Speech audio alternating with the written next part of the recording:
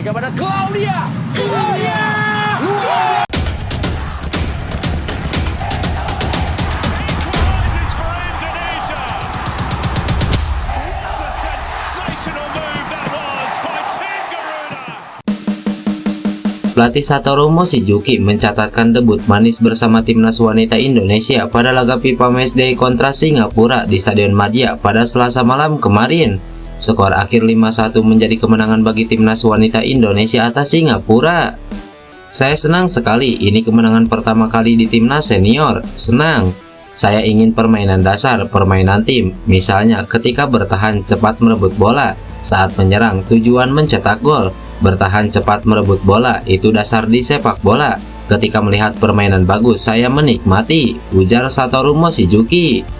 Dia menambahkan, perbedaan mencolok antara timnas wanita Indonesia U17 dengan tim senior adalah soal kecepatan. Sebelumnya, Mochizuki menelan hasil kurang memuaskan bersama timnas wanita Indonesia U17 di Piala Asia Wanita U17.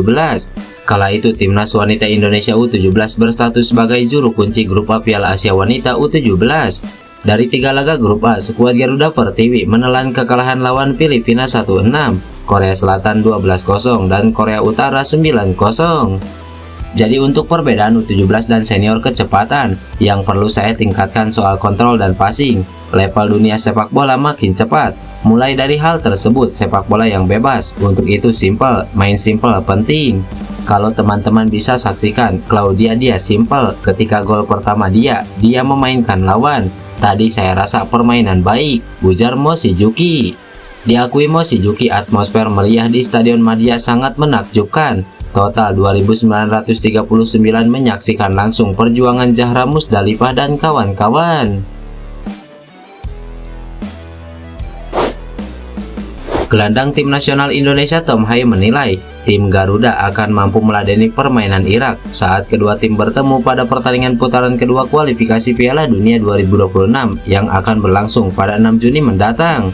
Timnas Indonesia masih akan memainkan 2 pertandingan putaran kedua kualifikasi Piala Dunia, yakni melawan Irak dan Filipina. Satu kemenangan dari salah satu laga tersebut akan mengamankan tiket timnas Indonesia menuju putaran ketiga kualifikasi. Menurut saya, Irak adalah lawan yang bagus. Mereka telah memperlihatkannya, tapi menurut saya, kami juga telah memperlihatkan pada pertandingan terakhir bahwa sekarang kami memiliki kualitas dan kami juga pernah bermain melawan mereka.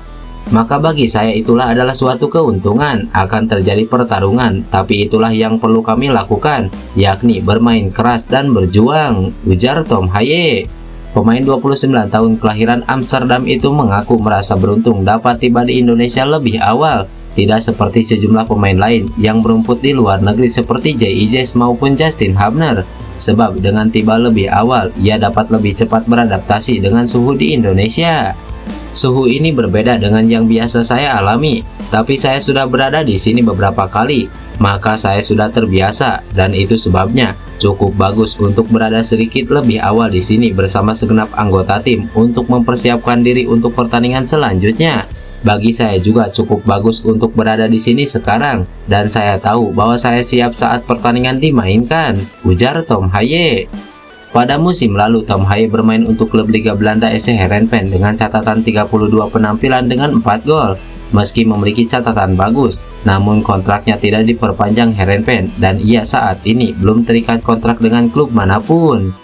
Tidak, saya tidak meneruskan bermain untuk Heerenveen. Seperti saya katakan, saya menjalani tahun yang bagus, maka saya siap untuk langkah berikutnya, jelas Tom Haye. Surat Presiden atau Surpres permohonan naturalisasi 2 pemain keturunan Kelvin Verdong dan Jen Rapens sudah diterima Dewan Perwakilan Rakyat Republik Indonesia. Hal itu diumumkan Wakil Ketua DPR RI Sufmi Dasko Ahmad.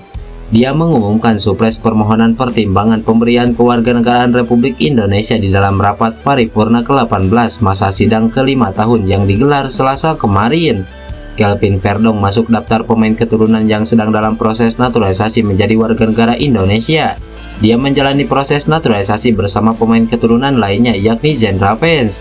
Jika berjalan lancar, Kelvin Verdong tentu saja diharapkan bisa turut membela timnas Indonesia di kualifikasi Piala Dunia pada bulan depan. Sebelumnya, Menpora Dito menyampaikan dokumen Perdong dan Raffens telah diajukan ke DPR. Maka kedua pemain ini tinggal menunggu jadwal sidang Komisi 3 dan ex-DPR. Pihaknya pun akan terus menjalin komunikasi agar bisa segera selesai.